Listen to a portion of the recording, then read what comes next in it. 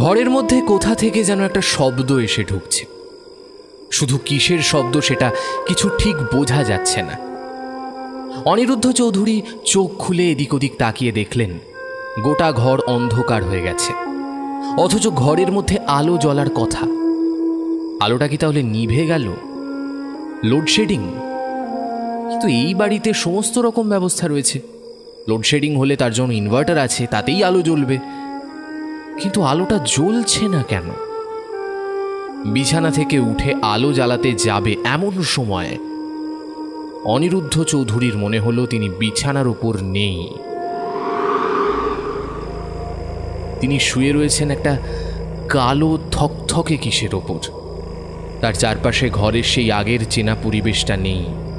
চারপাশে যেন অদ্ভুত একটা ঠান্ডা হাওয়া বইছে, আর সেই ঠান্ডা হাওয়ার মধ্যে চারপাশটা যেন গভীর কালো জীবন্ত অন্ধকারে জড়িয়ে রয়েছে।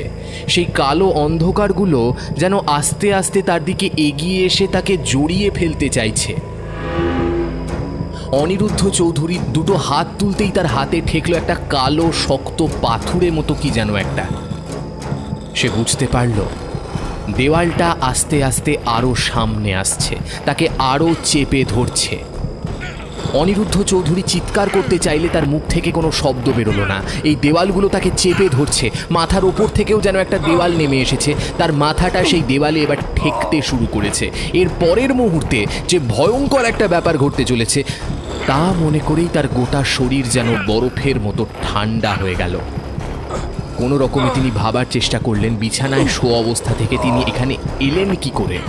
তাহলে কি এমন কেউ রয়েছে যে এমনটা করছে? কিন্তু কে তার সঙ্গে এমন শত্রুতা করবে? আজ এত বছর তিনি এখানে রয়েছেন, কেউ তার সঙ্গে কোনো রকম শত্রুতা করেনি। আশপাশের লোকেরা তাকে বেশ সম্মান করে, তাকে বেশ ভালো চোখে দেখে। তাহলে কে তার সাথে এমন করছে? এ তো কোনো সাধারণ মানুষের কাজ নয়। কথাটা ভেবে দুটো হাত দিয়ে দেওয়ালগুলো ঠেলে সরিয়ে দেওয়ার চেষ্টা করতে লাগলো সে। দেওয়ালগুলো প্রচণ্ডভাবে তার দিকে এগিয়ে আসছে, সেও চেপে ধরে রয়েছে দুপাশের দুটো দেওয়াল। মাথার ওপর নেমে আসা দেওয়ালটা মাথার সমস্ত শক্তি দিয়ে ওপরের দিকে ঠেলতে চাইছিল, আর ঠিক তখনই একটা আগুনের লাল রঙের স্ফুলিঙ্গ থেকে এসে যেন ছিটকে লাগলো তার কপালের বাঁ পাশটায়। ধরফর করে বিছানায় উঠে বসল অনিরুদ্ধ চৌধুরী। ঘাম দিয়ে যেন জ্বর ছাড়ল। তাহলে স্বপ্ন দেখছিল সে? কিন্তু স্বপ্নটা কি একবারই দেখছিলেন নাকি?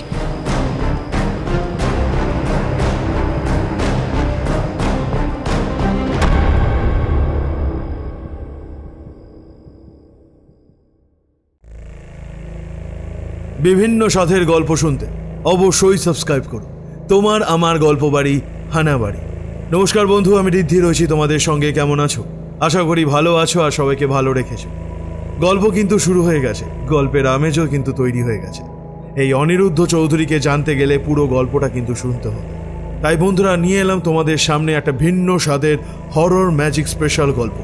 সুকান্ত দাসের কলমে অনিরুদ্ধ চৌধুরীর গোলক ধাঁধা সিরিজের প্রথম গল্প নরক ধাঁধা। আজকের গল্প পাঠে শান্তন, অনিরুদ্ধ চৌধুরীর ভূমিকায় কৌশিক। চলো আর দেরি না করে গল্পের বাকি অংশটা শুনে নেওয়া যাক। গল্পটি শেষ পর্যন্ত শোনার অনুরোধ রইল।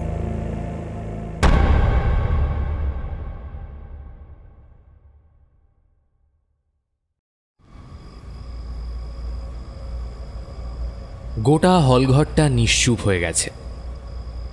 মঞ্চের ওপরে শুধুমাত্র একটা সাদা আলো গিয়ে পড়েছে। মাঝখানে যেখানে একটা লোক দাঁড়িয়ে আছে সেখানটাতেই আলো, বাকি স্টেজে অন্ধকার ঘিরে রয়েছে। একবার এদিক ওদিক যাচ্ছে আলোটা, কিন্তু আবার সেই লোকটার কাছেই ফিরে আসে, যেন তাকে ছেড়ে আর কোথাও যাচ্ছে না। লোকটার মাথায় একটা লম্বা কালো রঙের উঁচু টুপি, কাঁধের কাছে একটা ঝোলা, লাল রঙের কাপড় তার পরনে, কালো প্যান্ট সাথে পোশাক, এমনকি তার দুটো হাতে কালো রঙের গ্লাভস, ডান হাতে একটা লম্বা কালো রঙের লাঠি। তার মাথার দুদিকে গোল সোনালি রঙের র্যাপার। সে লাঠিটা সামনে আলোর মাঝখানে টেবিলের ওপর একটা ছোট গোল লম্বা ও লাল রঙের কৌটোর চারপাশে টেনে ঘোরাচ্ছে, আর একটা দুর্বোধ্য অদ্ভুত কিছু কথা মুখ থেকে বের করছে। গোটা হলঘরের মানুষ রুদ্ধশ্বাসে চুপ করে অপেক্ষা করছে তার দিকে তাকিয়ে। সবাই জানে ওই কৌটো থেকে এক্ষুনি কিছু একটা বেরিয়ে আসবে, কিন্তু তবুও সবাই কেমন যেন রুদ্ধশ্বাসে অপেক্ষা করছে।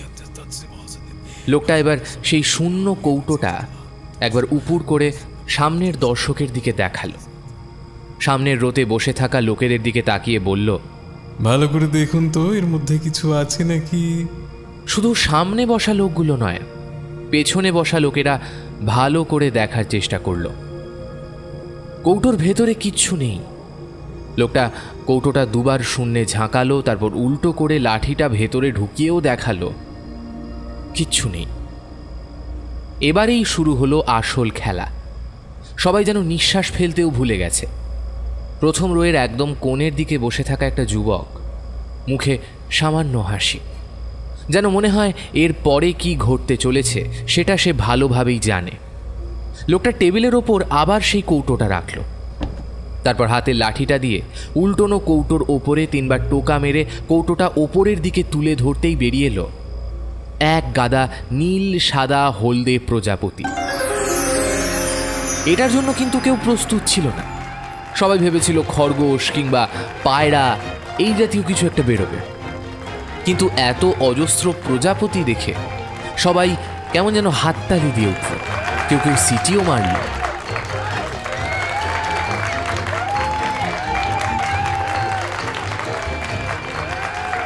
লোকটা মাথা ঝুঁকিয়ে অদ্ভুত কায়দায় সবাইকে অভিবাদন করে পেছনের দিকে গেল। গোটা স্টেজটা আবার ভরে উঠেছে আলোয়। স্টেজের পেছনের দিকে দেখা গেল 2 জন মেয়ে দাঁড়িয়ে আছে। তাদের পরনের রংচঙে পোশাক। তারা এগিয়ে এসেছে এবার স্টেজের ঠিক মাঝখানে। একটা লম্বা টেবিল এনে দাঁড় করালো তারা।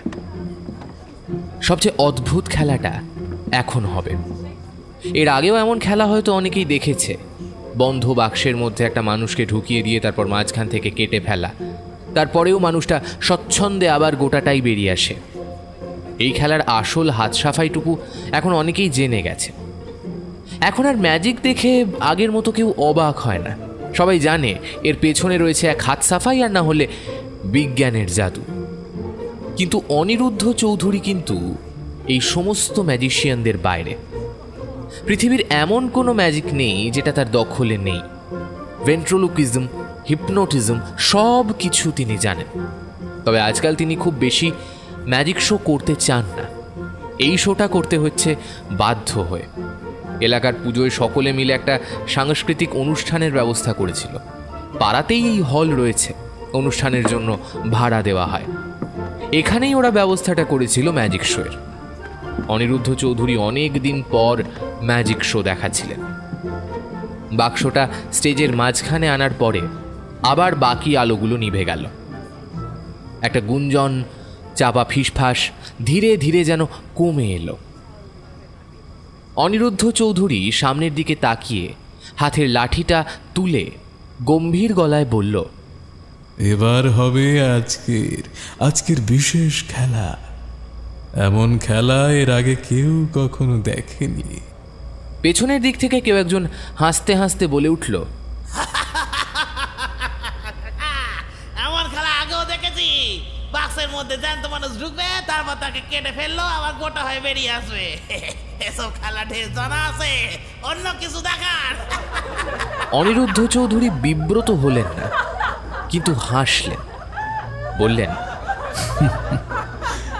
না, এটা একটু আলাদা। একমাত্র আমি ছাড়া এই খেলা এখনো পর্যন্ত কেউ কোনোদিন কোথাও দেখায়নি। তবে এই খেলাটা একটু রিস্ক আছে আমার। তোমরা দরজা জানলা সবগুলো বন্ধ করে দাও তো। যারা এই হলঘরে ম্যাজিক দেখানোর ব্যবস্থা করেছিল তারা ঝটপট দরজা জানলা সমস্তগুলো বন্ধ করে দিল। ঘরের সব আলো নিভে এলো। সাদা আলোটা আরো জোরালো হয়ে উঠল। স্থিরভাবে অনিরুদ্ধ চৌধুরী তাকিয়ে রইলেন সামনের 4 কোণা বাক্সটার দিকে। তারপর বাক্সটার ডালাটা টেনে খুলে দিলেন। ভেতরটা খালি খাঁ খাঁ করছে, কিন্তু বাক্সটা খুলতেই একটা অদ্ভুত গন্ধ যেন সামনের দিকে বসে থাকা লোকগুলোর নাকে আস্তে আস্তে পৌঁছল। এমন একটা বোটকা গন্ধ জঙ্গলে গেলে কিংবা চিড়িয়াখানায় পশু পাখির খাঁচার সামনে গেলে নাকে আসে, সেইভাবেই গন্ধটা পরিচিত। অথচ সাদা আলোতে বাক্সের ভেতরটা সম্পূর্ণ ফাঁকা দেখাচ্ছে, সেখানে কিচ্ছু নেই। এবার অনিরুদ্ধ নিজের লাঠিটা একবার বাক্সের ভেতর ঘুরিয়ে আনলেন, আর তাতেই যেন মনে হলো মুহূর্তের মধ্যে বাক্সের ভেতরে কি যেন একটা ঝিলিক দিয়ে উঠল। দর্শকদের মধ্যে থেকে কেউ একজন গলা তুলে বলল, ওই তো বাক্সের মধ্যে কি যেন একটা রয়েছে, ওই তো। আপনাদের মধ্যে কেউ একজন এসে বাক্সটা ভালো করে পরীক্ষা করে যান, বাক্সটার মধ্যে কিছু আছে নাকি। আসুন আসুন। প্রথমে ওকে ও তাকে ঠেলাঠেলি করলেও কেউ আসতে চায় না। একটু পরে সেকেন্ড রো থেকে একজন বয়স্ক ভদ্রলোক উঠে এলেন। তারপর মঞ্চের সামনে সিঁড়ি দিয়ে উঠে গিয়ে বাক্সটার কাছে দাঁড়াতে অনিরুদ্ধ চৌধুরীর গমগমে গলা শোনা গেল, বাক্সটা ভালো করে পরীক্ষা করে দেখুন, বাক্সের ভেতরে কোথাও কিছু লুকিয়ে রাখা আছে নাকি। সাবধান। শেষের কথাটা এত অদ্ভুত রহস্যময় হাসি দিয়ে অনিরুদ্ধ চৌধুরী সামনের বয়স্ক লোকটার দিকে তাকিয়ে বললেন। লোকটা হাতটা সামনের দিকে এগিয়ে নিয়ে গিয়েছিল, কিন্তু এই কথায় কেমন যেন অবাক হয়ে তাকালো ম্যাজিশিয়ানের চোখের দিকে। মুখের ওপর একটা কালো মাস্ক জড়িয়ে রাখা রয়েছে, দুটো চোখ দেখা গেলেও চোখের আশপাশটা দেখা যায় না। মুখটা পরিষ্কার, অনিরুদ্ধ চৌধুরীকে চেনা যাচ্ছে না। তবে ওটাই যে অনিরুদ্ধ চৌধুরী সেটা সকলেই জানে। কালো রঙের চকচকে মাস্কের আড়াল থেকে তার দুটো ঠোঁ, তার দুটো চোখ যেন ঝিলিক দিয়ে ওঠে। লোকটা একটু ইতস্তত হয়ে দাঁড়িয়ে থাকে, তারপর অনিরুদ্ধ নিজেই তার হাতটা ধরে নিয়ে এগিয়ে দেয় আস্তে আস্তে বাক্সের দিকে। প্রতিটা মুহূর্ত কেমন যেন একটা উত্তেজনায় কাটতে থাকে। সকলের সামনের রোতে একদম শেষের দিকে বসে থাকা সেই যুবকটাও এবার কেমন যেন অবাক চোখে তাকিয়ে সামনের দিকে দেখছে। তার দৃষ্টি ভালো করে পড়লে বোঝা যায় সামনের ওই বাক্সটার ব্যাপারে সে বোধহয় খানিকটা জানে, কিন্তু কোনো একটা কারণে একটা কৌতূহল প্রকাশ করতে চাইছে। ভালো করে দেখুন, বাক্সের মধ্যে কোথাও কিছু আছে নাকি। লোকটা আবার সাহসে ভর করে বাক্সের ভেতর হাত দিল। কিচ্ছু নেই। তবে বাক্সের ভেতরে হাত রাখতে একটা দুর্গন্ধ যেন কোত্থেকে ভেসে এলো। ভালো করে দেখুন তো, বাক্সের বাইরে কিংবা বাক্সের গায়ে কোথাও কিছু লাগানো আছে নাকি। বাক্সটা উপরে তুলুন, তুলে সবাইকে দেখান। চারকোনা একটা বড় বাক্স, বড় জোর হাত দুয়েক লম্বা আর হাত দেড়েক চওড়া। খুব একটা ভারী নয়, তবে বাক্সের গায়ের রং দেখে বোঝা যায় সেটা বেশ পুরনো। লোকটা বাক্সটা তুলে নিয়ে সামনের দিকে দেখালো। অনিরুদ্ধ চৌধুরী এবার জোর গলায় বললেন, আপনারা সবাই দেখলেন বাক্সটার মধ্যে কিচ্ছু নেই। এবার আসল খেলাটা আপনাদের দেখাবো। আপনি আপনার জায়গায় গিয়ে বসুন। ঘরের আলোটা যেন আরও কমে এলো। সাদা আলোটা সেই বাক্সের ওপরে স্থির হয়ে পড়েছে। তার ঢাকনাটা এখন বন্ধ করা। অনিরুদ্ধ চৌধুরী হাতের লাঠিটা বাক্সের চারিদিকে ঘোরাচ্ছেন। তার চোখ বন্ধ, বিড়বিড় করে মন্ত্র পড়ছে। তার পোশাকে সাদা আলোটা পড়ে যেন চিকচিক করছে। সবাই রুদ্ধশ্বাসে অপেক্ষা করছে সেখান থেকে কিছু একটা বেরিয়ে আসার জন্য। এমন সময় চোখ খুলে ফেললেন অনিরুদ্ধ চৌধুরী। তারপর হলঘরের একদম শেষের দিকে, যেদিকে বেশি অন্ধকার, সেদিকে তাকিয়ে চিন্তিত গলায় বললেন, ঘরের সমস্ত দরজা জানলা বন্ধ আছে তো? কেউ যেন আর ঘর থেকে বাইরে যেতে না পারে, কিংবা বাইরে থেকে ভেতরে আসতে না পারে। সামান্য হাওয়াও যেন ভেতরে না ঢোকে। কেউ দেখতে না পেলেও অনিরুদ্ধ চৌধুরী বুঝতে পারছিলেন কোথায় যেন সামান্য একটা গন্ডগোল হয়েছে। আর বুঝতে পারছিল আরও একজন, ওই সামনের রোতে একদম কোণের দিকে বসে থাকা সেই যুবক। আবার চলল তার ম্যাজিক প্রক্রিয়া। একটু পরেই বাক্সের ঢাকনাটায় যেন ভেতর থেকে কেউ একজন ধাক্কা দিল। ম্যাজিশিয়ানের মুখে হাসি ফুটল। অনিরুদ্ধ চৌধুরী এবার লাঠিটা ঘোরানো থামিয়ে বাক্সটার ঠিক ওপরে মাঝখানে লাঠিটা রেখে বললেন, বলুন, কিসের ডাক শুনতে চান? একজনই বলবেন। সবাই কেমন যেন চুপ করে গেল। মুহূর্তের মধ্যে সামনের রোতে বসে থাকা সেই যুবকটি বলে উঠল, হাতির ডাক। সঙ্গে সঙ্গে ম্যাজিশিয়ান হাতের লাঠিটা ঘোরালো বাক্সের চারপাশে, আর তারপরেই অবাক কাণ্ড, ভেতর থেকে সেই ধাক্কাটা পরপর 3 বার এলো, আর তারপরেই যেন হলের মধ্যে একটা হাতি কোথা থেকে যেন ডেকে উঠল। সকলে এক মনে ডাকটা শুনে বুঝতে পারলো ডাকটা ভেসে আসছে ওই বাক্সের ভেতর থেকে। কিন্তু এটা কি করে হয়? ওই বাক্সটা একটু আগে খালি দেখা গেছে, আর যদি ধরে নেওয়া হয় যে বাক্সের ভেতরে কোথাও কোনোভাবে সাউন্ড রেকর্ডার লাগানো আছে আর সেটা দিয়ে হাতির ডাক শোনানো হচ্ছে, কিন্তু হাতির ডাকই হলো কি করে? এবার পেছন থেকে আরেকজন বলে উঠল, না না, হাতির ডাক শুনবো না, এবার আমরা শুনবো প্যাঁচার ডাক। বেশ, তবে তাতে খানিকটা সময় লাগবে, এত তাড়াতাড়ি সব কিছু হয় না। হাতির ডাকের সাথে প্যাঁচার ডাকও রেকর্ড করা আছে নাকি? বেশ, আপনারা যখন এটাই চাইছেন, তাহলে এই বাক্সটার কাছে আমি এবার আর যাব না। আমি দূর থেকেই হাতির ডাক বন্ধ করে আপনাদের প্যাঁচার ডাক শোনাবো। কারণ মনে অবিশ্বাস জন্মেছিল অনিরুদ্ধ চৌধুরীর ওপর, কিন্তু এই কথায় সবাই সোজা হয়ে সামনের দিকে তাকালো, রুদ্ধশ্বাসে অপেক্ষা করতে লাগলো। বাক্সের ভেতর থেকে তখনও হাতির ডাক শোনা যাচ্ছে।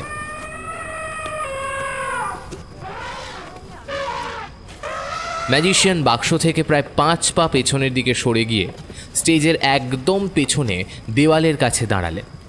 তারপর লাঠিটা সামনের দিকে তুলে 3 বার ঘুরিয়ে একবার নিচের দিকে নামাতেই হাতির ডাকটা বন্ধ হয়ে গেল। এতক্ষণ ধরে বাক্সের ভেতর থেকে যে কিছু একটা ধাক্কা দিচ্ছিল, সেই ধাক্কাটাও বন্ধ হয়ে গেল মুহূর্তের মধ্যে। আবার চারপাশটা নীরব, কোথাও কোনো শব্দ নেই। ঘরের ভেতর যেন পিন পতন নিস্তব্ধতা, এমন একটা অবস্থা। আবার ম্যাজিশিয়ান লাঠি ঘোরাতে লাগলেন। লাঠি ঘোরাতে ঘোরাতে 3 বার ঘোরানোর পর লাঠিটা নামিয়ে বললেন, এবার প্যাঁচার ডাক কিন্তু 3 বারের বেশি আমি শোনাতে পারবো না, আর একবার শোনাবো। আবার সেই বাক্সের ভেতর কেউ যেন ধাক্কা দিল, আর সঙ্গে সঙ্গে চারপাশের অন্ধকারটুকু খান খান করে দিয়ে যেন প্যাঁচা ডেকে উঠল।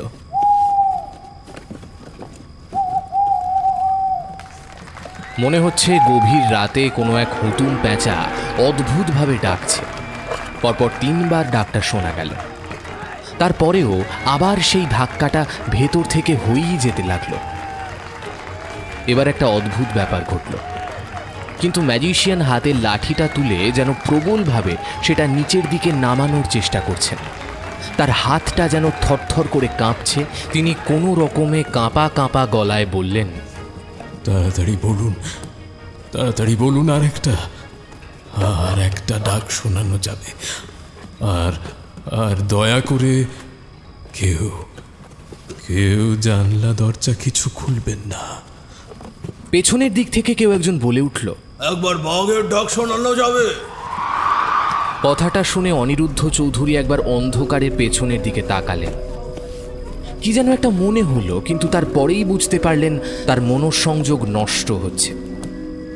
সামনের ঢাকনাটা যেন একবার ছিটকে উপরের দিকে চলে আসার চেষ্টা করলো, আর ঠিক তখনই সবাই অবাক বিস্ময়ে স্টেজের মাঝখানে একটা টেবিলের উপর রেখে দেওয়া বাক্সটার দিকে তাকিয়ে মুহূর্তের জন্য দেখতে পেয়েছিল একটা সাদা রঙের ডানা। একবার মাত্র সেটা ডানা ঝাপটালো, সঙ্গে সঙ্গে ম্যাজিশিয়ান তাড়াতাড়ি বাক্সের কাছে এসে লাঠিটা চেপে ধরলেন তার বাক্সের ওপর। তারপর একটা হাত ওপরের দিকে তুলে মুঠো করে বিড়বিড় করে কি যেন মন্ত্র পড়তে লাগলেন। বাক্সের ভেতর থেকে প্রবলভাবে কেউ যেন বেরিয়ে আসতে চাইছে, কিন্তু তিনি প্রাণপণে তাকে আটকানোর চেষ্টা করছেন। তার কপালের শিরা ফুলে উঠতে লাগলো, গোটা কপালে বিন্দু বিন্দু ঘাম দেখা দিতে লাগলো। ঘরের ভেতরে সকলে যেন রুদ্ধশ্বাসে অপেক্ষা করছে, কিন্তু অপেক্ষার সমাধান হলো। বেশ কিছুক্ষণ পরে তিনি শান্ত হলেন। পেছন থেকে সেই গলাটা আবার বলে উঠল, কি হলো, বাঘের ডাক শোনাবেন না নাকি? অনিরুদ্ধ চৌধুরী পকেট থেকে রুমাল বের করে ঘাম মুছলেন। এই কয়েক মুহূর্তের মধ্যে তার কপালে ঘাম জমা হয়েছে। ঘরের মধ্যে যে কিছু একটা পরিবর্তন হয়েছে সেটা সে বুঝতে পারলেও এখন কিছুই করার নেই। এমন এক পরিস্থিতির মধ্যে এখন তিনি রয়েছেন যে এই বাক্স থেকে বাঘের ডাক এখন তাকে শোনাতেই হবে। কিন্তু তাতে যে সামান্য বিপদ রয়েছে তাই হলঘরে উপস্থিত থাকা মানুষগুলো জানে না। যে চরম বিপদের কথা তিনি জানেন সে কথা ওরা জানে না। এই বাক্সটা কি আর সাধারণ? তিনি কিছু একটা ভাবছিলেন, তার আগেই অন্ধকারের মধ্যে পেছনের দিক থেকে সেই দুটো মেয়ের মধ্যে একজন এসে বলল, স্যার, দর্শক অপেক্ষা করছে। অনিরুদ্ধ আবার হাত দুটো সামনের দিকে তুললেন, অদ্ভুত ভঙ্গিতে নাচাতে নাচাতে অতি সাধারণ গলায় বললেন, বেশ, আমি বাঘের ডাক শোনাবো, কিন্তু তারপরে আর কোনো ডাক শোনানো যাবে না। এটাই হবে আমাদের শেষ ম্যাজিক। আপনারা সবাই রাজি তো? দর্শকদের মধ্যে একটা নিস্তব্ধতা তখনও যেন বিরাজ করতে লাগলো। পেছন থেকে সেই গলাটা বলে উঠল, রাজি, কিন্তু শুধু বাঘের ডাক শোনালে হবে না, বাঘ ডাকেও দেখাতে হবে। কি বাঘ দেখাবেন না? আপনি কে তা আমি জানি না, তবে এখানে বাঘ দেখানোটা যে বিপদের তা বোধহয় আপনি বুঝতে পারছেন না। বাঘ তো আপনার পোষা কোনো ঘরের প্রাণী নয় যে আপনার সমস্ত কথা শুনবে। আর আমি সার্কাসের রিংমাস্টারও নই যে আমার কথায় সে উঠবে বসবে। কথাটা বলে উত্তরের অপেক্ষায় না থেকে বাক্সের চারিদিকে আবার সেই লাঠিটা ঘোরাতে লাগলেন অনিরুদ্ধ চৌধুরী। তারপর বাক্সের গায়ে একবার লাঠি দিয়ে ধাক্কা দেওয়ার সঙ্গে সঙ্গে একটা অদ্ভুত ব্যাপার ঘটে গেল। চমকে উঠলেন অনিরুদ্ধ, আর তারপরেই একটা প্রবল ধাক্কা অনুভব করলেন। বাক্সের ওপরের পাল্লাটা ছিটকে এলো যেন তার দিকে, আর মুহূর্তের মধ্যে হলের মধ্যে বসে থাকা সকলে চমকে উঠল, কারণ সেই বাক্সটার মধ্যে থেকে উঁকি দিয়েছে একটা মাথা, একটা কালো রঙের মাথা। আর সেই মাথাটার দুটো সবুজ চোখ যেন জলজল করে জ্বলছে। মাথার ওপরের দুটো তীক্ষ্ণ কান এক ঝলক হলেও সকলে বুঝতে পেরেছিল ওটা একটা কালো রঙের চিতাবাঘ ছাড়া অন্য কিছু হতেই পারে না। অনিরুদ্ধ চৌধুরী ব্যাপারটায় চমকে গেলেও মুহূর্তে নিজেকে সামলে নিলেন। বাক্সের ঢাকনাটা যেন তার লাঠির সঙ্গে লেগেছিল। এবার সেটা বাক্সের কাছে নামাতেই প্রবল ধস্তাধস্তি শুরু হলো বাক্সের ভেতর। কেউ বাক্সের ভেতর থেকে বেরিয়ে আসতে চাইছে, আর অনিরুদ্ধ চৌধুরী প্রবলভাবে তার লাঠি দিয়ে বাক্সটাকে আটকে রাখছে। দরদর করে ঘামতে লাগলো অনিরুদ্ধ। দর্শকের আসন থেকে সামনের দিক থেকে কয়েকজন ভয়ে উঠে গেল পেছনের দিকে। প্রথম রোতে বসে থাকা সেই যুবক কিন্তু হতবাক হয়ে গিয়েছিল। তার মুখ হাঁ হয়ে গেছে, দু চোখে বিস্ময় আর ভয় জড়িয়ে রয়েছে। বেশ কিছুক্ষণ এইভাবে ধস্তাধস্তির পরে অনিরুদ্ধ শান্ত গলায় বললেন, কোনো চিন্তা নেই, কোনো চিন্তা নেই। ঘরের আলোটা জ্বালিয়ে দিন, আর আর দেখুন কোনো জানলা দরজা খোলা আছে নাকি। ঘরের আলো জ্বালিয়ে দেওয়া হলো। সঙ্গে সঙ্গে অনিরুদ্ধর চোখ গেল একদম পেছনের কোণের দিকে। একটা জানলার পাল্লা খোলা। আপনারা কেউ ভয় পাবেন না, এই বাক্সের ভেতরে আর কিচ্ছু নেই। দেখুন না, আপনারা দেখুন। এই বলে বাক্সের ঢাকনাটা খুলে সবাইকে দেখালো। সবাই এবার জোরে হাততালি দিয়ে উঠল।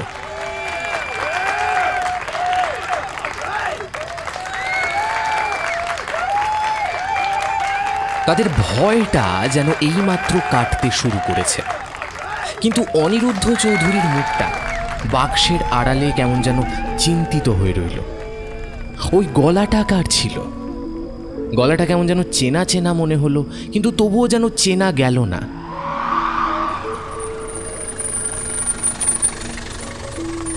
পরে ক্লাবের লোকেদের সঙ্গে কথা বলে জানতে তারা বলল, তারা কেউ জানলা খুলে দেয়নি। তারা জানে অনিরুদ্ধ চৌধুরী এই সময়টা জানলা দরজা বন্ধ করে রাখতে বলেছেন। তার কথা তারা শুনবে না এমন বুকের পাটা তাদের হয় কি করে? অনিরুদ্ধ চৌধুরী তাদের আর কিছু বললেন না, কিন্তু ক্লাবের লোকেরা তাকে গাড়িতে করে যখন বাড়িতে পৌঁছে দিল তখনও তার মাথা থেকে ব্যাপারটা গেল না। গাড়িতে তারই পাশে বসে থাকা সেই যুবক অর্থাৎ তার ভাগ্নে তন্ময় একভাবে চেয়ে রইল মামার মুখের দিকে, কিন্তু অনিরুদ্ধ চৌধুরী কোনো কথা বললেন না। একটা অদ্ভুত সন্দেহ তার মাথার মধ্যে দানা বাঁধতে লাগলো। তাহলে কি সত্যিই কেউ এসেছিল?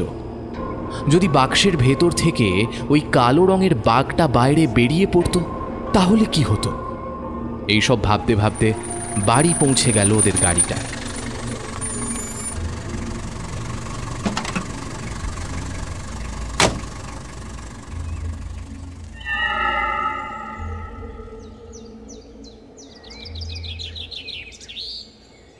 নিজের ঘরে চুপচাপ বসে কি যেন ভেবে চলেছিল অনিরুদ্ধ চৌধুরী। তার পরনে ঘরোয়া পোশাক, ধুতি পরতে তিনি সবসময় ভালোবাসেন। তাছাড়া বাড়িতে ধুতি পাঞ্জাবি যেন তার নিত্যদিনের পোশাক। পাতলা একটা সাদা রঙের পাঞ্জাবি তার সবচেয়ে পছন্দের। পাতলা ফিনফিনে ধুতিটা পরে ইজি চেয়ারে হেলান দিয়ে বসে মুখের সামনে দুটো হাত রেখে কি যেন ভেবে চলেছিল সে। মাথার চুল সামনের দিকে সামান্য পাক ধরতে শুরু করেছে। ঘরের মধ্যে চা নিয়ে ঢুকেছিল মীনাক্ষী। একভাবে চুপ করে অনিরুদ্ধকে বসে থাকতে দেখে বলল, কি ব্যাপার দাদা, তুমি এভাবে চুপচাপ বসে আছো কেন? না কিছু না। আচ্ছা তনু কোথায় গেল? কি হয়েছে বলো তো দাদা? তুমি তো জানো সবাই এমন সময় রোজ সকালে মাঠে যায়, ওর ফিরতে ফিরতে তো 10টা বেজে যায়। প্রতিদিনের ক্রিকেট প্র্যাকটিস থাকে, তুমি জানো তো। ও হ্যাঁ, তাই তো। আসলে একটা কথা নিয়ে বেশ ভাবনা চিন্তা করছিলাম, তাই আর মনে ছিল না। আচ্ছা আচ্ছা, তনু এলে আমার কাছে একবার পাঠিয়ে দিস তো। মীনাক্ষী বেরিয়ে গেল। মীনাক্ষী অনিরুদ্ধর বোন, তনু অর্থাৎ তন্ময় হলো অনিরুদ্ধর ভাগ্নে আর মীনাক্ষীর ছেলে। মীনাক্ষী রান্নাঘরের দিকে চলে যেতে অনিরুদ্ধ দোতলার ঘরের জানলা দিয়ে পেছনের বাগানটার দিকে তাকালেন। বাগানটা বেশ সুন্দর হয়েছে। এখন মীনাক্ষী নিজের হাতে যত্ন করে। তাছাড়াও বিকেলের দিকে মাঝে মাঝে তিনি নিজেও গিয়ে বাগানের কাছে দাঁড়ান। কিন্তু কাল থেকে যে কথাটা মনের মধ্যে বারবার উঁকি দিচ্ছে তার কোনো উত্তর খুঁজে বের করতে পারলেন না। কাল পারফরমেন্স করার সময় শেষের দিকে ওই বাঘের গলা শুনতে চাইল যে লোকটা, সেই লোকটা কে ছিল? তার গলাটা কেমন যেন মনে হলো। তাছাড়া সেই লোকটার গলা যেদিক থেকে ভেসে এসেছিল সেদিকটাতেই জানলাটা খোলা ছিল। বেশ ভালো করে বেরোবার আগে ক্লাবের ছেলেদের সঙ্গে কথা বলে দেখেছে অনিরুদ্ধ চৌধুরী, কিন্তু শেষের দিকের একটা চেয়ার খালি দেখেছে ওরা। অথচ শেষ পর্যন্ত ওই চেয়ারেও একটা লোক বসে ছিল, কিন্তু শেষবার অন্ধকার হয়ে যাওয়ার পরেই ওই চেয়ারটা নাকি খালি হয়ে গেছে। সবচেয়ে আশ্চর্যের ব্যাপার হলো ঘরের দরজা ছেলেরা নিজের হাতে বন্ধ করে দিয়েছিল। দরজার কাছেই ওরা দাঁড়িয়েছিল, তাহলে লোকটা গেল কোথায়? আর জানলাটাই যে কখন খোলা হলো সেটাও ওরা কিছু বুঝতে পারেনি। এইসব কথা ভাবতে ভাবতে বারবার একটা অদ্ভুত আশঙ্কা অনিরুদ্ধর মনের মধ্যে এসে দানা বাঁধছিল। তাহলে কি কেউ তার পিছু নিয়েছে? কিন্তু এত বছর পর সে যে এখানে আছে সেটাই বা কেউ জানবে কি করে? আর তার পিছু নিয়ে কি লাভ? তাহলে কি সেই জিনিসটার জন্য?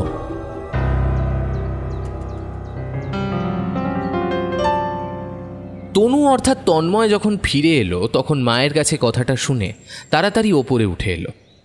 তন্ময়ের বয়স এখন 17, কয়েক মাস পরেই 18তে পা দেবে। স্কুলের পড়াশোনার পাশাপাশি সে ক্রিকেট প্র্যাকটিস করে। তাড়াতাড়ি প্র্যাকটিসের কিটটা নিচের ঘরে রেখে সিঁড়ি বেয়ে উঠে এলো সে ওপরে। তারপর ঘরের দরজা ধাক্কা দিয়ে বলল, মামা ভেতরে আসবো? এই একটা ব্যাপার তন্ময় সব সময় করে, ঘরের দরজায় ধাক্কা না দিয়ে ভেতরে আসে না। এই কথাটা অনিরুদ্ধ চৌধুরী বারবার ভালোভাবে তাকে শিখিয়েছেন।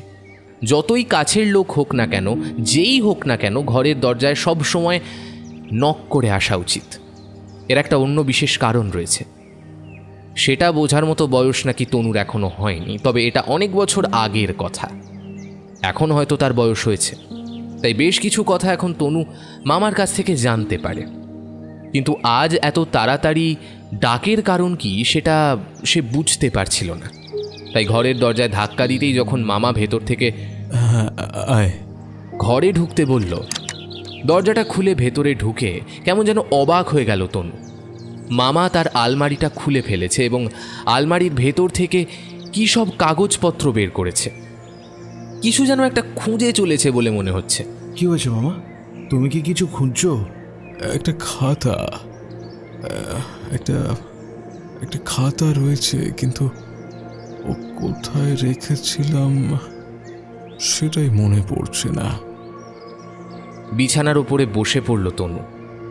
তারপর বিছানায় উঠে দেখতে লাগলো বিভিন্ন কাগজপত্র, বেশ কিছু পুরনো নতুন কাগজপত্র ছাড়াও নানান সময়ের ছবি।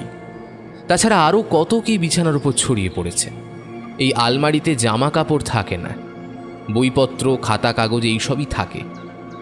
তনু শুনেছে তার মামা এই ম্যাজিক চর্চার জন্য একসময় বাড়ি ছেড়ে বাইরে বাইরে ঘুরে বেরিয়েছে, ম্যাজিক শিখেছে। এইসব কাগজপত্র, বই এসব তার জন্য। তাই সে কোনো কিছুতেই হাত দিল না। বলল, মামা, কাল ম্যাজিক শোয়ের শেষের দিকে তোমার কি হয়েছিল বলো তো? তুমি কেমন চমকে গিয়েছিলে মনে হলো। এমন তো তুমি করো না, চুপ করে দাঁড়িয়েছিলে। আর একটা কথা হলো, আমি একটা জিনিস কিছুতেই বুঝতে পারছি না। এখানে নয় তনু, একটু চুপ করে বস, আমি জিনিসটা খুঁজে বার করি তারপর। আচ্ছা ঠিক আছে। কিছুক্ষণ বসে থেকে তন্ময় নিচে নেমে এলো। ভালো করে স্নান করে সকালের জলখাবার খেয়ে তারপর ওপরে উঠল। ততক্ষণে মামা আবার আলমারি গুছিয়ে ফেলেছে। সামনের ইজি চেয়ারে বসে জানলা দিয়ে বাইরের দিকে তাকিয়ে আছে। খুঁজে পেলে মামা? কি খুঁজছিলে? অনিরুদ্ধ উত্তর না দিয়ে একটা পাল্টা প্রশ্ন করল। আচ্ছা, কাল তোর হঠাৎ মনে হলো কেন যে আমি চমকে উঠেছিলাম? হ্যাঁ, উঠেছিলেই তো। যখন ঢাকনাটা হঠাৎ করে ছিটকে গেল লাঠিটার দিকে, তখনই তুমি চমকে উঠেছিলে। আর তার আগেও আর একবার চমকে উঠেছিলে। ওই পেছন থেকে একটা লোক কি যেন বলল তোমায়, বোধহয় বাঘের ডাক শোনানোর কথা বলেছিল। তারপরেই তো এমনটা হলো। কিন্তু ওই ম্যাজিকটা তুমি কি করে করলে বলো তো মামা? এইরকম ম্যাজিকের কথা তো তুমি আগে কখনো বলোনি। অনিরুদ্ধ চৌধুরীর মুখে একটা হাসি ফুটল। বয়সের ভারে তার মুখের চামড়া সামান্য কুঁচকে আসতে শুরু করেছে। তবে তার বয়স 50-এর ঘরে হলেও এখনও তার শরীর আগের মতোই মজবুত। কিন্তু কোনো এক অদ্ভুত কারণে তার শরীরে বার্ধক্যটা যেন তাড়াতাড়ি এসে পড়েছে। মুখের হাসিটা একটু স্মিত হলো। তারপর বলল, তুই ঠিকই বলেছিস, আমি একটু চমকে উঠেছিলাম। এমনটা কখনো হয়নি জানিস। আমি কাল প্রথমবার ওই ম্যাজিকটা দেখানোর চেষ্টা করলাম, আর কালই এমনটা হলো। যদি একবার বাক্সের ভেতর থেকে কালো রঙের চিতাবাঘটা বাইরে বেরিয়ে আসতো, তাহলে কি হতো বলতো? তন্ময়ের দুটো চোখ বিস্ফারিত হয়ে গেল। প্রায় চিৎকার করে সে বলে উঠল, তার মানে ওই বাঘটা সত্যি ছিল? অনিরুদ্ধ চৌধুরীর মুখে আবার একটা রহস্যময় হাসি খেলে গেল। মুখটা সামনের দিকে এনে তনুর চোখে চোখ রেখে তিনি বললেন, তোর কি মনে হয় বাঘটা সত্যিকারের ছিল? এটা কিন্তু ঠিক নয় মামা। তুমি আমার সাথে রহস্য করছো। তুমি বলো না, প্যাঁচার ডাকটা তো আমিও শুনতে পেয়েছিলাম। শুধু ওই হাতের ডাকটা শুনেই আমি অবাক হয়েছিলাম। একটা মস্ত হাতি ওইটুকুনি বাক্সের মধ্যে ঢুকলো কেমন করে? আর ওই বাঘটাই বা এলো কোথা থেকে? মামা, কি করে করলে বলো তো? এটা কি কোনো ম্যাজিক ছিল নাকি অন্য কিছু? ম্যাজিকই বলতে পারিস, আবার অন্য কিছুও বলতে পারিস। তবে ঠিক কি সেটা তোকে এখন বোঝানো যাবে না। এটা ম্যাজিকের থেকে আর একটু উচ্চ স্তরের মায়াজাল। সাধারণ হাত সাফাই কিংবা সাধারণ ম্যাজিকের পক্ষে কাজ করা সম্ভব নয়। তাতে বড়জোর বাক্স থেকে পায়রা কিংবা খরগোশ বার করে আনা যেত, কিন্তু অমন কিছু করা যেত না।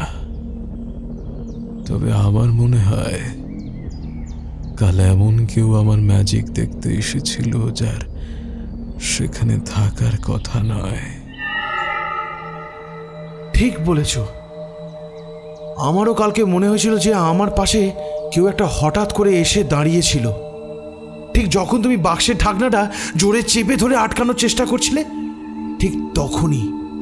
কিন্তু কিন্তু ব্যাপারটা মনে হওয়ার সাথে সাথেই পেছনের দিকে ফিরে দেখি কেউ নেই, কাউকে দেখতে পেলাম না পেছনে। সঙ্গে সঙ্গে অনিরুদ্ধ চৌধুরীর মুখটা কেমন যেন হয়ে গেল। তন্ময়ের দুটো কাঁধ শক্ত করে চেপে ধরে সে বলল, ঠিক দেখেছিস? তোর পাশে সত্যি কেউ এসে দাঁড়িয়েছিল। সেটা তো ঠিক করে বলতে পারবো না মামা, কিন্তু কেমন যেন মনে হলো। ক্লাবের লোকেরা তো একটু দূরের দেওয়ালের কাছেই দাঁড়িয়েছিল। আমি প্রথমে ভাবলাম যে পেছনে কেউ এসে দাঁড়িয়েছে। তুমি যখন লাঠিটা দিয়ে বাক্সটা আটকানোর চেষ্টা করছো ঠিক তখনই ব্যাপারটা ঘটল। আমি তো সামনের দিকে তাকিয়ে বাঘটাকে দেখছিলাম বলে খেয়াল করিনি। তারপরে আবার মাথা ঘুরিয়ে দেখলাম কেউ নেই, পেছনে যে বসে রয়েছিল সেই বসে আছে। কথাটা শুনে অনিরুদ্ধ চৌধুরীর মুখে কেমন একটা চিন্তার ভাঁজ পড়ল। তন্ময়, কয়েকটা দিন একটু সাবধানে চলাফেরা করবি। রাস্তাঘাটে যদি অদ্ভুত কিছু দেখিস তাহলে তাতে হাত দিবি না, অচেনা কারোর সঙ্গে কথা বলবি না। মনে রাখিস তনু, কেউ আমাদের উপর নজর রাখছে, আমাদের ক্ষতি করার চেষ্টা করছে। কিন্তু কেন মামা? অনিরুদ্ধ চেয়ার ছেড়ে উঠে দাঁড়ালো, জানলার কাছে গিয়ে জানলার গ্রিলটায় হাত চেপে ধরে ভারী গলায় বলল, সেটাই তো বুঝতে পারছি না তনু, সেটাই তো বুঝতে পারছি না।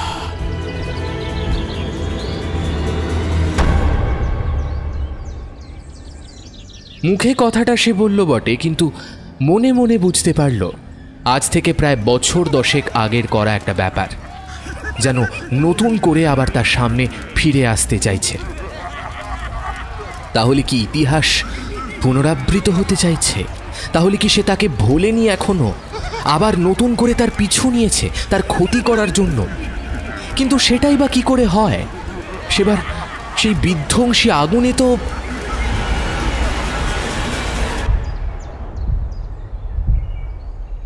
মীনাক্ষী এসে ঘরে ঢুকল, বলল, দাদা, একটা লোক এসেছে, তোমার সাথে দেখা করতে চাইছে।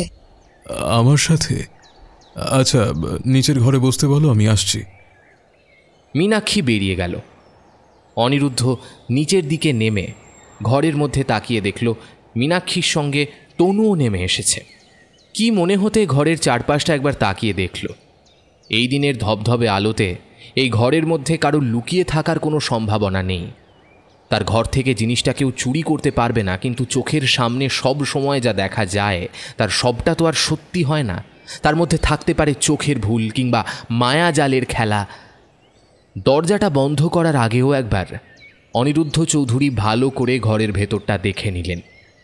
ঠিক তখনই নিচের দিক থেকে একটা চিৎকার হলো। চিৎকারটা শুনে তিনি তাড়াতাড়ি সিঁড়ি দিয়ে নিচের দিকে নামতে লাগলেন। তার বুকের ভেতর যেন উত্তেজনা একটা ধক ধক শব্দ করতে লাগলো। তিনি প্রায় মাঝামাঝি পর্যন্ত নেমে এসেছেন, এমন সময় দেখতে পেলেন তন্ময়কে। মামা, মামা তাড়াতাড়ি চলো, মা কেমন যেন করছে। বুকের ভেতর যেন ধক ধক করে উঠল অনিরুদ্ধ চৌধুরীর। তাহলে কি বিপদের শুরুটা হয়েই গেল? সত্যিই কি তাকে খুঁজে পেয়ে গেল সে? জ্ঞান হারিয়েছিল মীনাক্ষী। তাকে কোনো রকমে দুজন মিলে ধরাধরি করে বসার ঘরের সোফার কাছে এনে শুইয়ে দিল ওরা দুজন। তন্ময় জল আনতে চলে গেল রান্নাঘরে।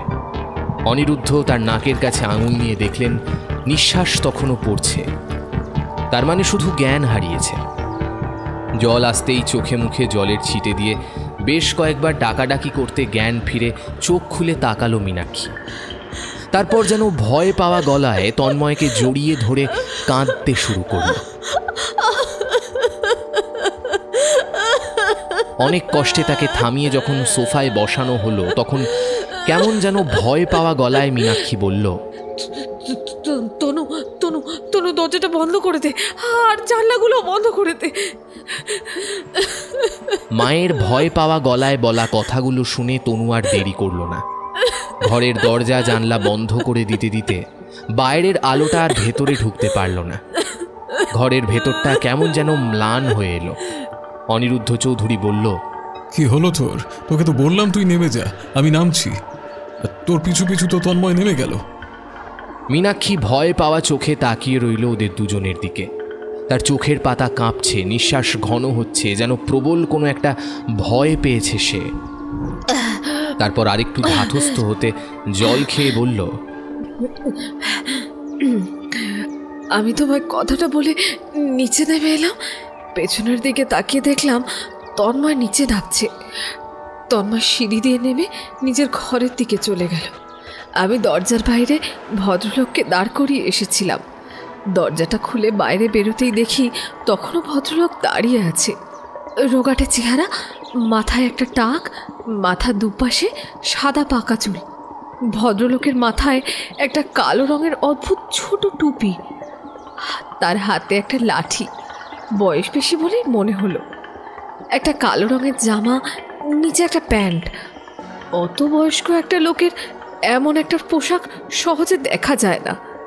আমি বাইরে বেরিয়ে তোমার কথাটা বলতেই ভদ্রলোক ভেতরে ঢোকার জন্য পা বাড়িয়ে কিন্তু হঠাৎ করে থেমে গেল। তারপর আমার দিকে তাকালো, আর তাকাতেই লোকটার মুখ দেখে আমি অবাক হয়ে গেলাম। তার মুখটা ছোটোখাটো, মুখে দাড়ি গোঁফ কিচ্ছু নেই, পরিষ্কার করে সব কামানো। কিন্তু আমার দিকে তাকিয়ে তার চোখ দুটো কেমন বড় হয়ে গেল। আর তুমি বিশ্বাস করবে না দাদা, তার চোখ দুটো এত এত বড় হয়ে গেল যে ভয় একবার চোখ বন্ধ করে ফেলল মীনাক্ষী। দুটো হাত দিয়ে মুখের সামনেটা চাপা দিল। অনিরুদ্ধ চৌধুরী বেশ বুঝতে পারছিলেন এমন কিছু একটা সে দেখেছে যাতে সে ভয় পেয়েছে। তাকে শান্ত হওয়ার জন্য সময় দিলেন। শান্ত হয়ে মীনাক্ষী অনেক কিছু বলল। দাদা দাদা লোকটা দুটো চোখ বড় হতে হতে মুহূর্তের মধ্যে তার গোটা মুখে ছড়িয়ে পড়েছিল। তার মুখে নাক, মুখ, ঠোঁট, গাল, কপাল কিছু নেই, শুধু দুটো চোখ। তার হাতের লাঠিটা কখন যেন বদলে গিয়ে একটা কালো রঙের কুচকুচে সাপ হয়ে গিয়েছিল। ব্যাপারটা দেখে আমি ভয়ে একটা চিৎকার করে ঘরের ভেতরে এসে পড়ে কোনো রকমে দরজাটা টেনে বন্ধ করতে চাই। তার আগেই সেই সাপের মাথাটা এসে ঢুকে পড়েছিল ঘরের দরজার ভিতর। দরজার চাপে সেই কালো রঙের কুচকুচে সাপের মাথাটা চেপটে গিয়েছিল দরজার ফাঁকে। তারপরে সেটা যেন অদৃশ্য হয়ে যায়। মায়ের চিৎকার শুনেই তো আমি ঘর থেকে বেরিয়ে এলাম। দেখি মা দরজার কাছে পড়ে রয়েছে, কেমন যেন করছে। তারপরই তো তাড়াতাড়ি তোমায় ডাকতে গেলাম মামা। অনিরুদ্ধ চৌধুরী কিছু বললেন না। তার মুখে চিন্তার ভাঁজ যেন আরো স্পষ্ট হলো। মীনাক্ষী তন্ময়কে সেখানে বসিয়ে রেখে এগিয়ে গেল দরজার দিকে। দরজাটা ভালো করে পরীক্ষা করা দরকার। আশপাশটা দেখল। দরজাটা খুলে বাইরে বেরোতেই একটা বুনো কটু গন্ধ যেন তার গায়ে এসে ঝাপটা মারল। বাইরে কোথাও কেউ নেই। বাড়ির সামনে, পেছনে, এমনকি বাইরের গেট পর্যন্ত ঘুরে এলো অনিরুদ্ধ, কোথাও কেউ নেই। দরজাটা বন্ধ করে ঘরের ভেতর ঢুকতে যাবে, ঠিক তখনই চোখে পড়ল দরজার একপাশে, অর্থাৎ ঘরের ভেতরের দিকে যেখানে ডাস্টবিনের কৌটোটা রয়েছে, ঠিক সেখানে কালো মতো কি যেন একটা পড়ে আছে। ঘরের আলোটা তখন নেভানো। তাড়াতাড়ি আলোটা জ্বালিয়ে দিয়ে সেখানে এসে দেখতেই কিন্তু আর কিছু দেখা গেল না। গোটা ব্যাপারটায় অবাক হয়ে গেল অনিরুদ্ধ চৌধুরী। ব্যাপারটা হচ্ছে কি? কাল থেকে যা শুরু হয়েছে, তারপর আবার তার বাড়িতে যদি ওদের কোনো বিপদ হয়। ব্যাপারটা একরকম চাপা দেওয়ার চেষ্টা করে অনিরুদ্ধ। সে বলে মীনাক্ষীর মনের ভুল হয়েছে, এ কথাই ওদের দুজনকে বুঝিয়ে দিল। কিন্তু মীনাক্ষী নিশ্চিত তার কোনো চোখের ভুল হয়নি। সে সত্যি দেখেছে ওই দুটো বড় বড় চোখ তার গোটা মুখ ছেয়ে ফেলেছে। এমনটা সে আগে কখনো দেখেনি। আর এত বড় মনের ভুল তার হবে না।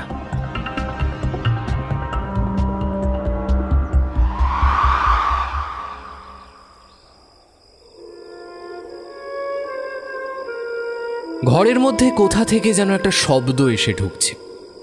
শুধু কিসের শব্দ সেটা কিছু ঠিক বোঝা যাচ্ছে না। অনিরুদ্ধ চৌধুরী চোখ খুলে এদিক ওদিক তাকিয়ে দেখলেন গোটা ঘর অন্ধকার হয়ে গেছে, অথচ ঘরের মধ্যে আলো জ্বলার কথা। আলোটা কি তাহলে নিভে গেল? লোডশেডিং? কিন্তু এই বাড়িতে সমস্ত রকম ব্যবস্থা রয়েছে। লোডশেডিং হলে তার জন্য ইনভার্টার আছে, তাতেই আলো জ্বলবে। কিন্তু আলোটা জ্বলছে না কেন?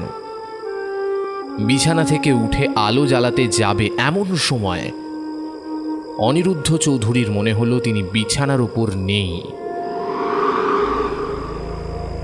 তিনি শুয়ে রয়েছেন একটা কালো থকথকে কিসের ওপর। তার চারপাশে ঘরের সেই আগের চেনা পরিবেশটা নেই। চারপাশে যেন অদ্ভুত একটা ঠান্ডা হাওয়া বইছে, আর সেই ঠান্ডা হাওয়ার মধ্যে চারপাশটা যেন গভীর কালো জীবন্ত অন্ধকারে জড়িয়ে রয়েছে। সেই কালো অন্ধকারগুলো যেন আস্তে আস্তে তার দিকে এগিয়ে এসে তাকে জড়িয়ে ফেলতে চাইছে। অনিরুদ্ধ চৌধুরী দুটো হাত তুলতেই তার হাতে ঠেকলো একটা কালো শক্ত পাথুরের মতো কি যেন একটা। সে বুঝতে পারল দেওয়ালটা আস্তে আস্তে আরো সামনে আসছে, তাকে আরো চেপে ধরছে। অনিরুদ্ধ চৌধুরী চিৎকার করতে চাইলে তার মুখ থেকে কোনো শব্দ বেরোলো না। এই দেওয়ালগুলো তাকে চেপে ধরছে। মাথার ওপর থেকেও যেন একটা দেওয়াল নেমে এসেছে, তার মাথাটা সেই দেওয়ালে এবার ঠেকতে শুরু করেছে। এর পরের মুহূর্তে যে ভয়ঙ্কর একটা ব্যাপার ঘটতে চলেছে তা মনে করেই তার গোটা শরীর যেন বরফের মতো ঠান্ডা হয়ে গেল। কোনো রকমে তিনি ভাবার চেষ্টা করলেন বিছানায় শোয়া অবস্থা থেকে তিনি এখানে এলেন কি করে। তাহলে কি এমন কেউ রয়েছে যে এমনটা করছে? কিন্তু কে তার সঙ্গে এমন শত্রুতা করবে?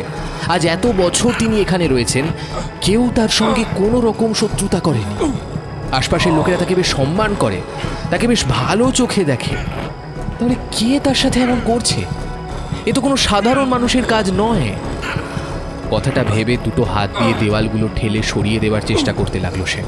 দেওয়ালগুলো প্রচণ্ডভাবে তার দিকে এগিয়ে আসছে, সেও চেপে ধরে রয়েছে দুপাশের দুটো দেওয়াল। মাথার ওপর নেমে আসা দেওয়ালটা মাথার সমস্ত শক্তি দিয়ে ওপরের দিকে ঠেলতে চাইছিল, আর ঠিক তখনই একটা আগুনের লাল রঙের স্ফুলিঙ্গ থেকে এসে যেন ছিটকে লাগলো তার কপালের বাঁ পাশটায়। ধরফর করে বিছানায় উঠে বসলো অনিরুদ্ধ চৌধুরী। ঘাম দিয়ে যেন জ্বর ছাড়ল। তাহলে স্বপ্ন দেখছিল সে? কিন্তু স্বপ্নটা কি একবারই দেখছিলেন নাকি?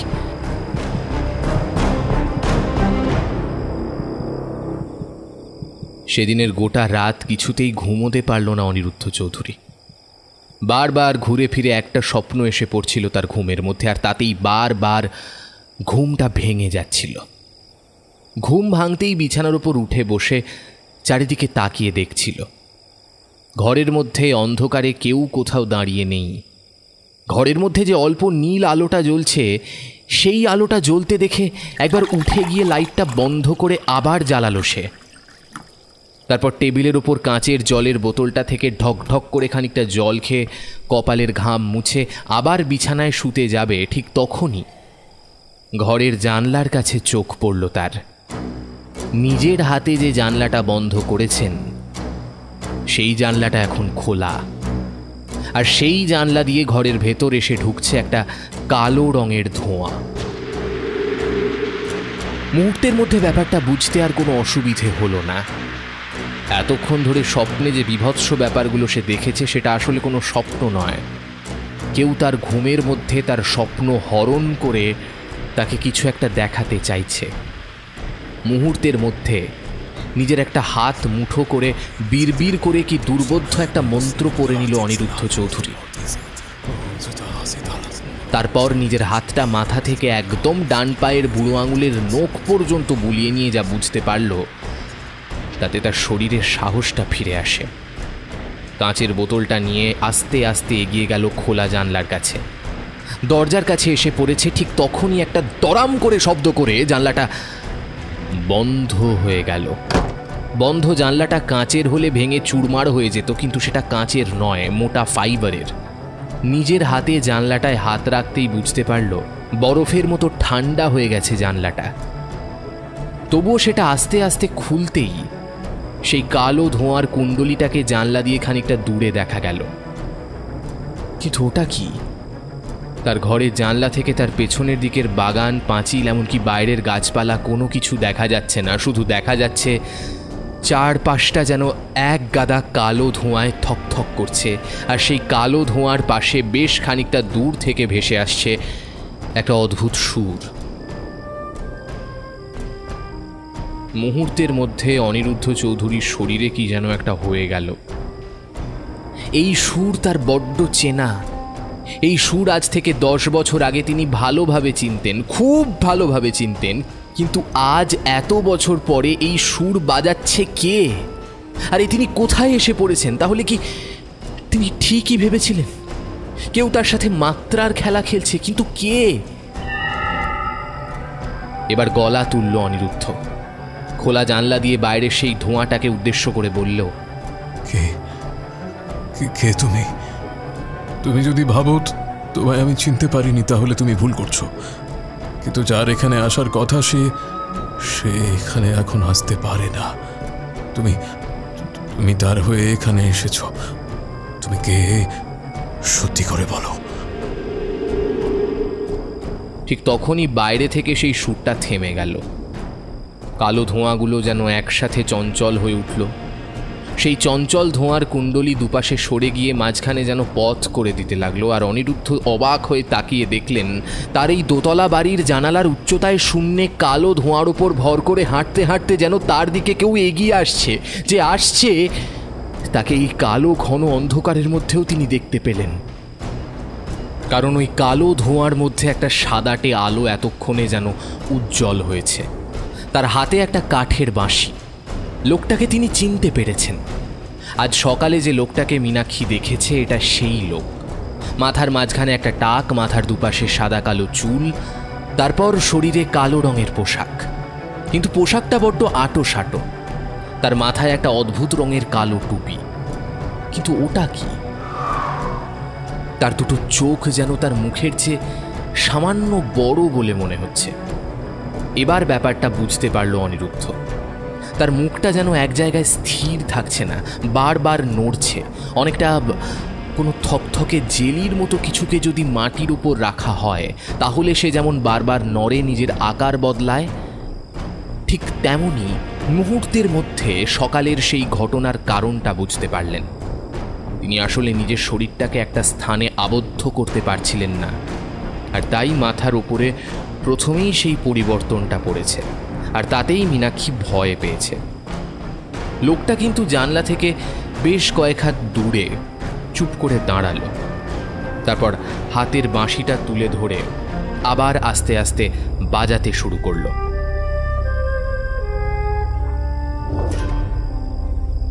তুমি এখানে এসেছো কেন? কি চাই তোমার? ওই ডায়েরিটা আমার চাই, যাতে তাকে জাগানোর সমস্ত কথা লেখা রয়েছে। এতদিন পর আমি খুঁজে পেয়েছি তোমায়। ওই ডায়েরিটা আমায় দিতেই হবে। আমায় দিয়ে দাও, আমি তোমাদের কোনো ক্ষতি করব না। ডায়েরি তোমায় দেওয়া যাবে না। অতএব তুমি যাকে জাগানোর কথা বলছো তাকে জাগালে যে কত বড় বিপদ হতে পারে তা তুমি জানো না? সব জানি, সব জানি।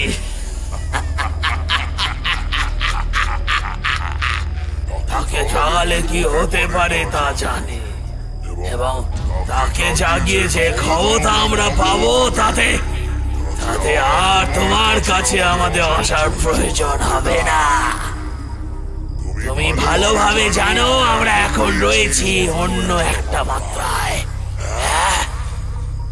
আর আমরা এই মাত্রাতেই থাকবো। তোমার মাত্রায় কখনোই আসবো না। কিন্তু ওই ডায়েরিটা আমাদের চাই। তোমাদের চাই মানে? আর কে কে আছে তোমার সাথে?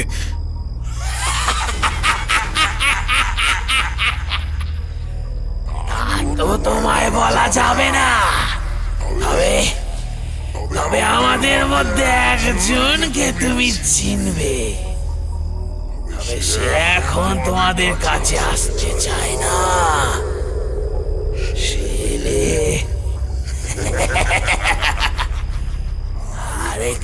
থাকতে পারবে না তুমি। মনে আছে? মনে আছে সেই ভয়ঙ্কর অগ্নিকাণ্ডের কথা? কথাটা শুনে অনিরুদ্ধ চৌধুরী এই আধো অন্ধকারের মধ্যেও কেমন যেন চমকে উঠল।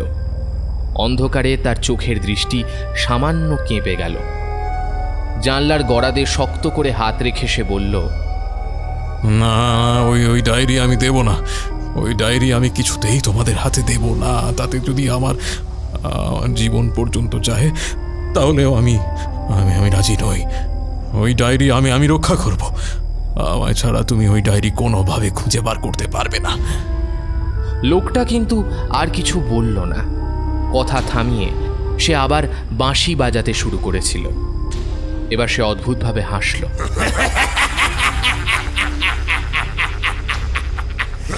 অবাক হয়ে অনিরুদ্ধ চৌধুরী দেখলেন হাসতে হাসতে তার মাথাটা যেন চুপসে যাওয়া বেলুনের মতো তার কাঁধের ওপর থেকে একবার নিচের দিকে ঝুলে পড়ল। অনিরুদ্ধ চৌধুরীর জায়গায় অন্য যে কেউ হলে এ দৃশ্য দেখে ভূত ভেবে ভয় পেয়ে যেত, কিন্তু সে জানে কোনো অশরীরী কিংবা অপশক্তি নয়, এ তার চেয়েও আরো বেশি ভয়ঙ্কর।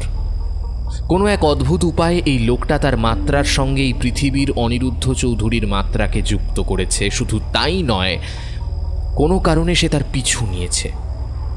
সেই কারণটা যে ওই ডায়েরিটা, সেটা বুঝতে আর দেরি হলো না অনিরুদ্ধ চৌধুরীর। এখনো সময় দিচ্ছি, যদি ডায়েরিটা ভালোই দিয়ে দাও তাহলে ভালো। তুমি জানো আমি তোমার সরাসরি কোনো ক্ষতি করতে পারবো না, কিন্তু এ বাড়িতে তো তুমি একা থাকো না। তোমার সাথে যে আরো দুজন আছে, তাদের কথাও কি তুমি ভাববে না? কথাটা শেষ হলো না লোকটার। তার সঙ্গে সঙ্গে কালো ধোঁয়াটা যেন আবার চঞ্চল হয়ে উঠল। বাঁশির সুর বাঁধতে লাগল। অনিরুদ্ধ চৌধুরী অবাক হয়ে জানলা দিয়ে বাইরের দিকে তাকিয়ে রইলেন। সাদাটে সেই আলোটা কালো ধোঁয়ার অন্য পাশেও দেখা গেল, কিন্তু সেই ধোঁয়ার মধ্যে ওই দুটোকে। অনিরুদ্ধ চৌধুরী অবাক হয়ে দেখল ধোঁয়ার মধ্যে কখন যেন এসে দাঁড়িয়েছে মীনাক্ষী আর তন্ময়। তাদের চোখ বন্ধ, তাদের দুটো হাত পা অদ্ভুতভাবে মাটির দিকে, যেন তারা ঘুমিয়ে রয়েছে। ঘুমের মধ্যে তাদের শরীরটা এখানে এসে পড়েছে। অবাক হয়ে সেদিকে তাকিয়ে রইল অনিরুদ্ধ। তিনি জানেন এই মুহূর্তে ঠিক কিভাবে ওদের এখান থেকে বের করে আনা যায়, কিন্তু যদি সেটা করতে গিয়ে ওদের কোনো ক্ষতি হয়ে যায়। জানলার বাইরে সেই কালো ধোঁয়ার মধ্যে দাঁড়িয়ে থাকা লোকটা এবার অদ্ভুতভাবে হেসে বলল,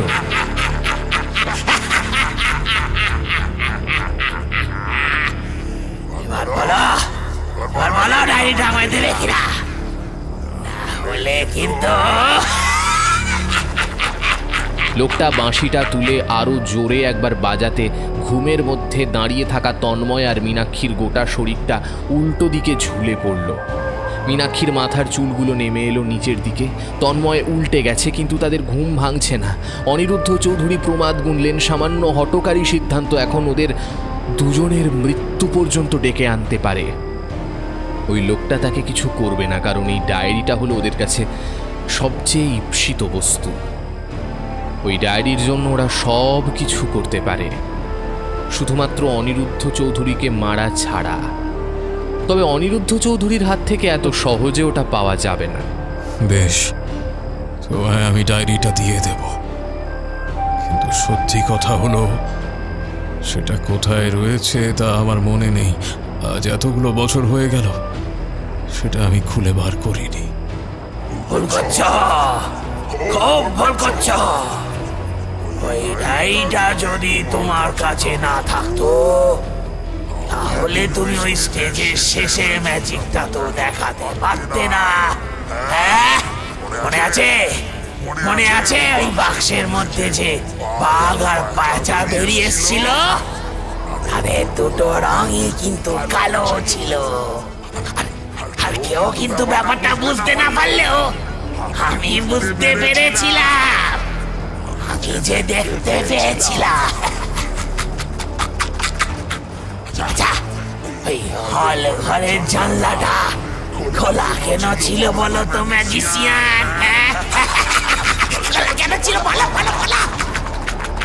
অবাক হয়ে গেল অনিরুদ্ধ। আর তার মধ্যে সে একটা কাজ করতে শুরু করেছিল। এবার ডান হাতটা আস্তে আস্তে জানলার টেবিলের ওপর রাখা সেই কাঁচের জলের বোতলটার দিকে নিয়ে গিয়েছিল। জলের বোতলটা কোনো রকমে একটু হেলিয়ে সামান্য জল বের করলো সেটা থেকে। এদিকে মুখে বলতে লাগলো, দেখো দেখো, তুমি ওদের কোনো ক্ষতি করো না। আমি খুঁজে পেলে অবশ্যই তোমায় দিয়ে দেবো, কিন্তু ওদের কোনো ক্ষতি করো না। ওরা ওরা এই ব্যাপারে কিচ্ছু জানে না। লোকটা আর কিছু বলছে না, বাঁশি বাজাচ্ছে। আর সেই বাঁশিতে মীনাক্ষী আর তন্ময়ের চারপাশে কালো ধোঁয়াটা যেন আরো ছড়িয়ে পড়তে শুরু করেছে। সেটা যেন ওদের জড়িয়ে ফেলছে আস্তে আস্তে। এর মধ্যে কি করে যেন ওদের ঘুম ভেঙে গেল।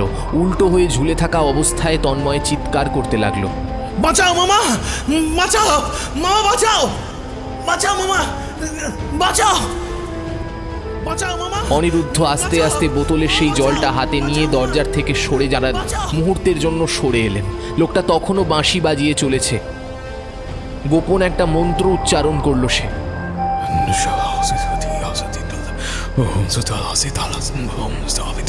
আজ থেকে 10 বছর আগে এই ভীষণ দিনের কথা মনে পড়ে গেল।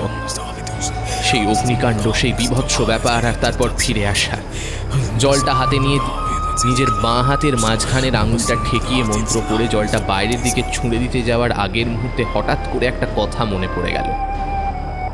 লোকটা তার বাড়িতে ঢুকতে পারেনি, ঘরের দরজার কাছেই বাধা পেয়েছিল। লোকটা কিন্তু চাইলে বাড়িতে ঢুকতে পারত, মীনাক্ষীর ক্ষতি করতে পারত, তন্ময়ের ক্ষতি করতে পারত। তাহলে তখন সে কিছু করলো না কেন? লোকটা বাঁশি থামিয়েছে। এবার অনিরুদ্ধকে দেখতে না পেয়ে লোকটা গম্ভীর গলায় বলল, ভেবে দেখো, লুকিয়ে কিন্তু কোনো লাভ নেই। ডায়েরিটা দিয়ে দাও, নইলে ওদের। অনিরুদ্ধ জানলার কাছ থেকে সরে এলো। ওদের মারলে যদি তুমি ডায়েরি পেয়ে যাও, তাহলে তুমি ওদের স্বচ্ছন্দে মারতে পারো। এমন কথার জন্য বোধহয় লোকটা তৈরি ছিল না। মীনাক্ষী চিৎকার করে বলল, কি বলছো দাদা, কি বলছো দাদা, এটা তুমি তুমি তুমি ওদের আমাদের মারতে বলছো? কি বলছো দাদা, এটা তুমি?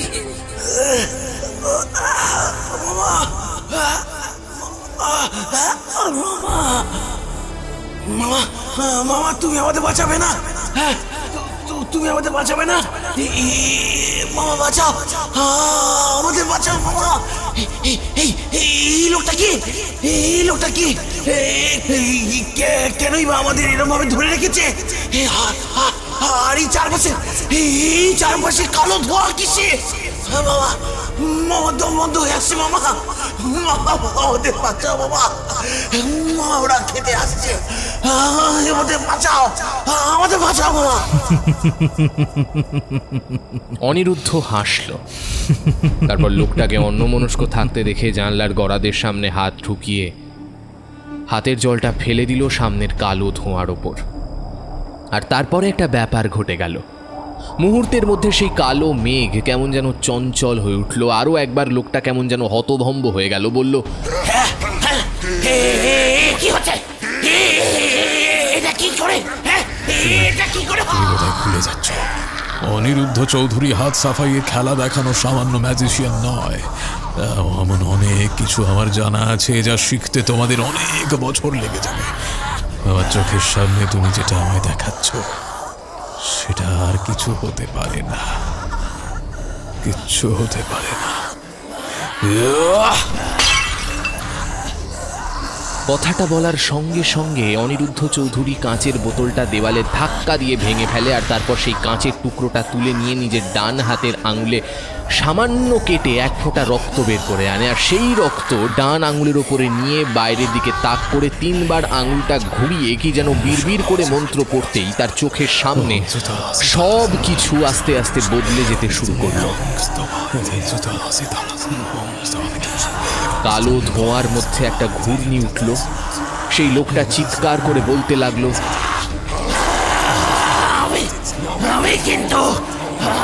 কিন্তু এত সহজে তোকে ছেড়ে দেবো না, এত সহজে ছেড়ে দেবো না। আমি আবার আসবো, আমি আবার আসবো।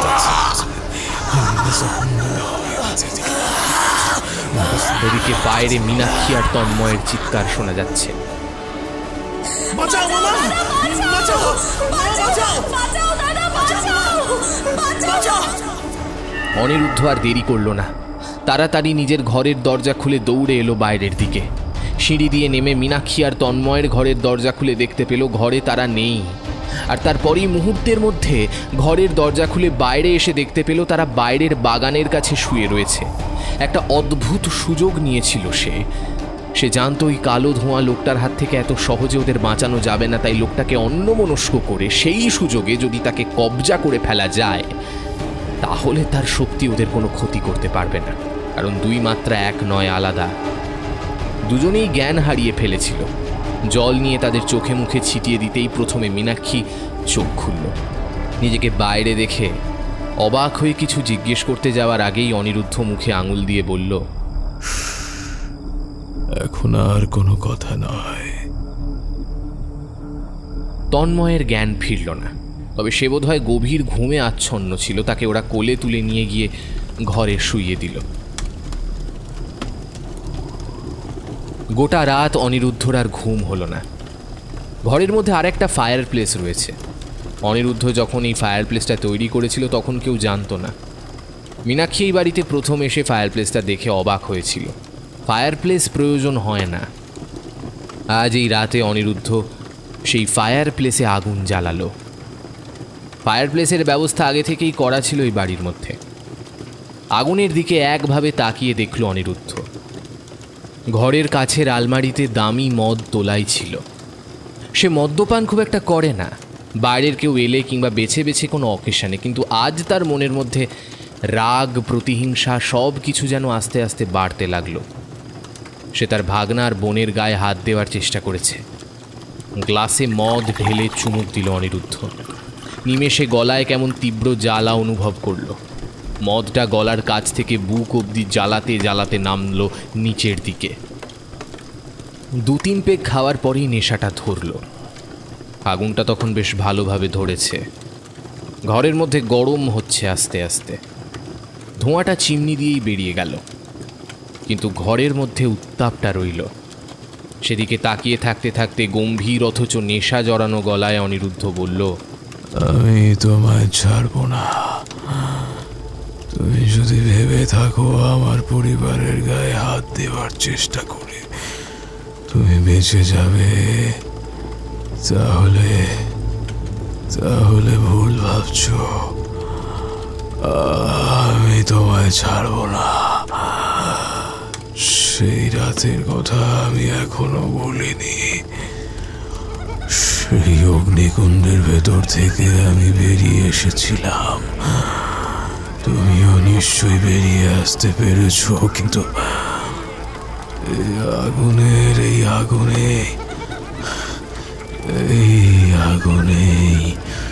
তোমায় একদিন আমি জ্বালিয়ে পুড়িয়ে ছারখার করব বিক্রম। কথাটা বলে প্রবল আক্রোশে হাতের মদের গ্লাসটা ছুঁড়ে দিল অনিরুদ্ধ চৌধুরী। সেই ফায়ার প্লেসের আগুনের ভেতরে আগুনের হলকা উঠল। ওপরের দিকে কয়েকটা লাল ছোট ছোট আগুনের টুকরো ছিটকে এলো এইদিকে, আর তার টুকরো এসে লাগলো অনিরুদ্ধর কপালের ঠিক পাশে। কপালের পাশে একটা কালচে দাগ রয়ে গেল। অনিরুদ্ধ চৌধুরী একভাবে তাকিয়ে রইল সেই আগুনের দিকে, আর তার চোখের সামনে ফুটে উঠতে লাগলো অনেক বছর আগের একটা দৃশ্য। কম করে 10 বছর হবে। আরেকটা মুখ। এই মুখটা তার বহুদিনের চেনা। সেই মুখ সে জীবনে ভুলতে পারবে না। তবে অনিরুদ্ধ এটা বুঝতে পেরেছিল এটা সবে শুরু, এত তাড়াতাড়ি শেষ হবে না। ওই ডায়েরিটা নিতে ওরা আবার আসবে। উঠে পড়ল সে গোপন জায়গা থেকে। সেই ডায়েরিটা একবার খুলে দেখতে হবে কি আছে। সেই ডায়েরির শেষ পাতায় কি আছে, আজ পর্যন্ত সেটা দেখা হয়নি। ঠিক নিচে ঘুমের ঘোরের মধ্যে তন্ময় যখন বলে উঠল, মামা একটা কাক, একটা কাক। এর পরের ঘটনা সামান্য। পরদিন সকালে অনিরুদ্ধ চৌধুরী দেখেছিল বাগানের একপাশে একটা মরা কাক পড়ে রয়েছে। কালো রঙের একটা কাক, তবে সেই কাকটাকে কেউ যেন পিষে মেরে ফেলেছে। আর কোনো অর্থ সেই মুহূর্তে বুঝতে পারল না। তবে কাল রাতে যে সত্যি এই বাগানে অন্য এক মাত্রা নেমে এসেছিল তাতে কোনো ভুল রইল না। ঠিক তখনই ও আকাশে সূর্যের আলোটা উঠতে শুরু করলো।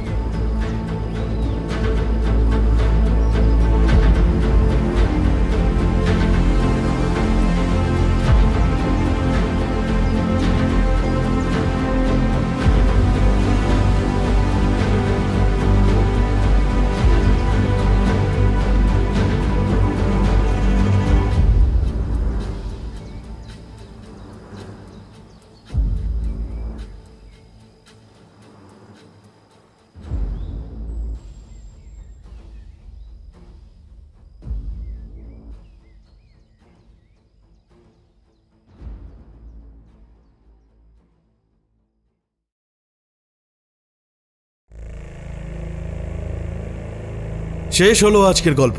সুকান্ত দাসের কলমে অনিরুদ্ধ চৌধুরী গোলক ধাঁধা সিরিজের প্রথম গল্প নরক ধাঁধা। আজকের গল্প পাঠে freaky Friday stories, fiction hunt এবং হানাবাড়ি অফিসিয়াল থেকে সায়ন্তন, অনিরুদ্ধ চৌধুরীর ভূমিকায় কৌশিক, অন্যান্য চরিত্রে হরোস্কোপ অফিসিয়াল এবং হানাবাড়ি অফিসিয়াল থেকে রুহিনা, শুধু গল্পের জন্য এবং স্কেয়ার এলিভেটর থেকে বিপুল এবং আমি ঋদ্ধি। এই সুন্দর প্রচ্ছদটা করেছে শুভদীপ, স্ক্রিপ্টিং অনিন্দিতা, আবহ, শব্দগ্রহণ এবং ভিডিওগ্রাফিক্স আমি ঋদ্ধি, পরিবেশনা এবং পরিচালনায় টিম হানাবাড়ি। ও বন্ধুরা, ভালো কথা, তোমাদের জন্য আসতে চলেছে তোমাদের প্রিয় লেখক শ্রী শোভন কাপুরিয়ার কলমে এক ভয়ঙ্কর ভৌতিক গল্প, গর্ভগৃহে মৃত্যুফাঁদ। এই গল্পের সম্পূর্ণ ডিটেলস আমাদের ইউটিউব কমিউনিটি পোস্ট এবং আমাদের ফেসবুক পেজেও পেয়ে যাবে। বন্ধুরা, হানাবাড়ি এনেছে তোমাদের জন্য সুবর্ণ সুযোগ। তোমাদের মধ্যে যারা লেখালেখি করো, যারা পোস্টার অর্থাৎ ইউটিউব থাম্বনেল বানাও, আর যারা ভয়েস অ্যাক্টিং করো, তারাও কিন্তু আমাদের সাথে কন্ট্যাক্ট করতে পারো।